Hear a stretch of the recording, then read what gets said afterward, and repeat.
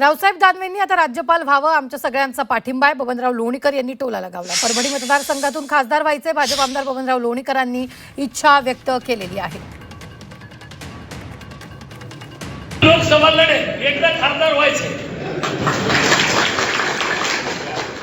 दानवे साहेबांकडे पाहू नका. परभणी धरली तुम्ही परभणीवर क्लेम केलेला आणि म्हणून 80 वर्षाचं होऊ द्या नाही तर 100 वर्षाचं होऊ द्या, रिटायर पण हो वाटतं.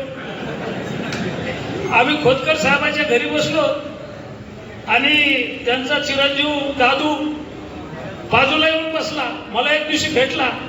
मला म्हणे, भाऊ तुम्ही तर घोषणा केली पण भाऊशी एकदा बोलून घ्या ना. आणि त्यांना सांगा की आता सन्मानपूर्वक राहुल सारखं मला पुढं करा.